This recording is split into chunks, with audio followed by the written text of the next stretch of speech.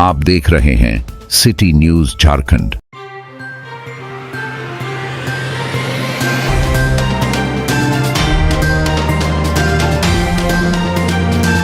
झारखंड के मेदिनीनगर में आज जन वितरण प्रणाली के डीलरों और महिला स्वयं सहायता समूहों ने मिलकर सरकार के खिलाफ जोरदार प्रदर्शन किया। All India fair price shop dealers federation की राज्य इकाई द्वारा आयोजित इस एक दिवसीय धरने में पलामू जिले के सभी 21 प्रखंडों के डीलर शामिल हुए। प्रदर्शनकारियों ने अपनी 9 सूत्री मांगों को लेकर सरकार से त्वरित कार्रवाई की मांग की। धरना स्थल पर वक्ताओं ने साफ किया कि यदि मांगे पूरी नहीं हुई तो आंदोलन को राज्यव्यापी रूप दिया जाएगा। डीलरों ने आरोप लगाया कि लाभुकों को केवाईसी और एलआईसी से जोड़ने के लिए जबरन दबाव डाला जा रहा है, जिससे वे मानसिक तनाव में हैं। इस प्रदर्शन में सैकड़ों महिला सदस्य और डीलर जुटे, जिन्होंने एक स्वर में व्यवस्था की सुधार की मांग की। में क्या चीज का धरना प्रदर्शन किए हैं?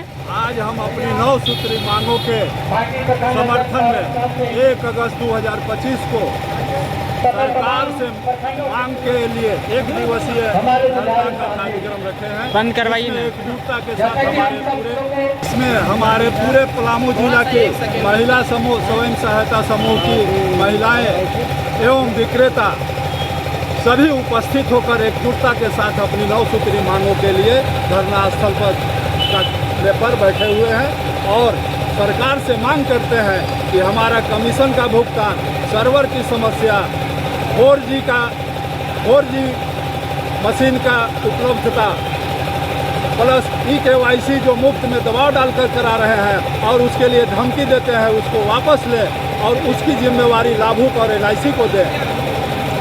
सरकार सही मात्रा में हमको गोदाम से अनाज मुहैया कराए, प्लस पेपरलेस भारत सरकार का जो पत्र है उसके आलोक में पेपरलेस को लागू किया जाए हमारे यहाँ। इन्हीं सब मांगों को लेकर हम अपने 9 सूत्री मांग को लेकर आज धरना स्थल पर बैठे हुए हैं एकजुटता के साथ। यदि हमारी मांग नहीं मानी गई तो फिर हम आगे अपना कार्यक्रम विधानसभा का घेराव करेंगे, मुख्यमंत्री आवास घेराव करेंगे, खाद्य आपूर्ति मंत्रालय का आवास घेराव करेंगे। जब तक हमारी मांगें पूरी नहीं होगी हम आंदोलनरत रहेंगे, क्योंकि भूखे पेट न होई भजन न होई गोपाला। तो हम लोग करोड़ों लाभुकों को पेट भरकर और अपने खुद भूखे पेट रहने को लाचार मजबूर होकर आज इस परिस्थिति में है कि आज धरना और प्रदर्शन का कार्यक्रम। जी हम लोग को कुछ भी नहीं दिया जाता है समय पर। हम लोग को 4G मशीन कह करके 2G मशीन वो भी काम नहीं करता है। कभी यहाँ कभी वहाँ जाकर हम लोग कैसे काम करेंगे, क्योंकि हम लोग को कुछ भी नहीं मिलता है। हम लोग को जो काम कर रहे हैं उसको उससे काम दिया जाए। दाल का ग्रीन कार्ड का वो मिले। हम लोग को अभी तक जितना भी केवाईसी किए, रात दिन एक करके किए, मेहनत करके किए, यहाँ तक कि हमारे छोटे छोटे बच्चे हैं, सब कुछ छोड़ करके, स्कूल छोड़ करके, ट्यूशन छोड़ करके, अपना हर एक काम छोड़ करके हम अपना जी जान लगा करके केवाईसी में लग करके केवाईसी किए। उसके बावजूद जो समय अनुसार हर महीनवारी जो राशन है, हम राशन भी 8 बजे सुबह से लेकर 2 बजे का टाइम रहता है, लेकिन 8 से 2 क्या हम शाम 7 बजे 6 बजे तक से बांटते हैं, ताकि हमारा परसेंटेज जो है ज़्यादा से ज़्यादा कर्मचारी को राशन उसके घर तक, उसके थाली तक चावल पहुँच पाए। उसके बावजूद भी इतना मेहनत करने के बावजूद, इतना हम लोग कष्ट करने के बावजूद डीलर पर सरकार का कोई भी ध्यान नहीं है। सरकार हम पर इस तरह का ध्यान नहीं दे रहा है। वो चाहता है कि डीलर या तो रहे या जाए, हमें उससे कोई मतलब नहीं है। लेकिन हमारा कहना ये है कि अगर एक लेबर भी खटता है तो दिन भर का लेबर का भी उसे 500 रुपया दिया जाता है। अगर एक मजदूर भी खटता है तो उसे भी 400 रुपया दिया जाता है। अगर से एक चपरासी भी काम करता है तो चपरासी का मजदूरी दिया जाता है। क्या हम लोग चपरासी के लायक भी नहीं है जो हमें चपरासी तक का भी तनख्वाह नहीं दिया जाता है? अरे तनख्वाह तो दूर की बात है, जो हमारी कमीशन है वो कमीशन भी हमारी रोक दी जाती है। 1 महीना के बाद, 3 महीना के बाद, 6 महीना के बाद, 1 साल के बाद कमीशन दी जाती है। क्या जनता के बच्चों के करधारी जो है, लाभुक जो है, सबके बच्चों को हम पेट भरने के लिए काम करते हैं, लेकिन हमारे बच्चों के लिए कोई नहीं सोचता है। क्या डीलर के बच्चों को भूख नहीं लगता है? क्या डीलर के पास पेट नहीं है? क्या डीलर के बच्चों को भूख लगता है या नहीं लगता? उसकी जरूरतें हैं या नहीं है? इसके बारे में सरकार कुछ भी नहीं सोचती है। हम अपने बच्चों के लिए करें तो क्या करें, हम अपने घर चलाने के लिए करें तो क्या करें।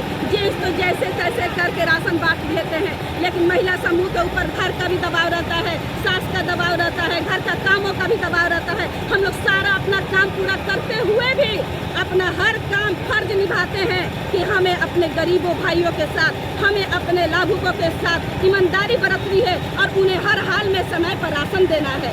इतना काम करने के बावजूद भी हमारी मेहनत हमें सरकार को दिखाई नहीं दे रही है कि डीलर किस तरह से जनता के साथ में काम कर रही है। इसके बावजूद तनख्वाह तो क्या, तनख्वाह के मांग किए, हमारी तनख्वाह भी पूरी नहीं की गई। हम लोग का यही का नाम था कि हमें कुछ भी नहीं चाहिए, जो भी हो सके सरकार एक मजदूर समझकर, एक ये चपरासी समझकर हमारी तनख्वाह बांध दे। अगर तनख्वाह नहीं तो कम से कम कमीशन जो कहा वो कमीशन तो समय पर दे।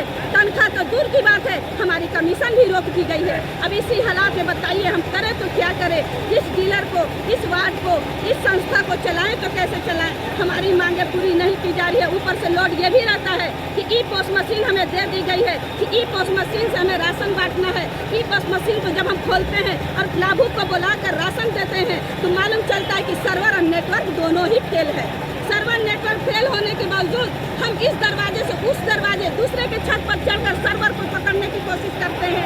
इतना मेहनत करके हम राशन बांटते हैं और जब वही ई पोस्ट मशीन टोल काटा सरकारी होने के बावजूद ये सरकारी है, सरकारी काटा से और सरकारी ई पोस्ट मशीन से ही राशन बटेगा।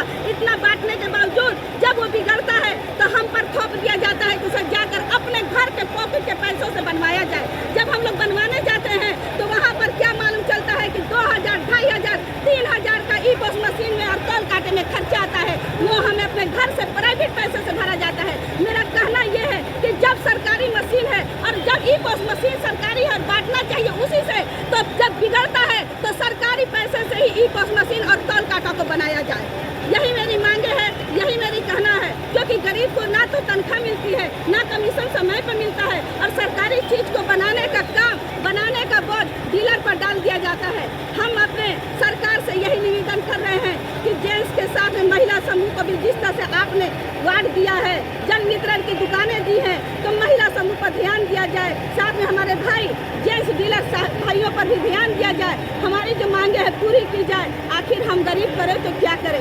आखिर हम जिए तो कैसे जिए? हमारे बच्चों का ही पेट है, उन्हें भी भूख लगती है, उन्हें भी कपड़े की जरूरत पड़ती है, लेकिन इससे तो कुछ होता नहीं है। लेकिन कहा गया है कि डूबतों के लिए तिनका का ही सहारा काफी होता है।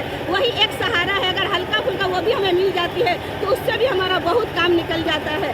अगर से हमारी मांगे पूरी नहीं की गई तो हम यही करेंगे कि आज के बाद जब तक हमारी तनख्वाह, हमारी कमीशन, यहाँ तक कि कोरोना काल में भी जो हम लोग मर जी कर, जान पर खेल कर राशन बांटे, उसका भी कमीशन अभी तक हमें नहीं मिला।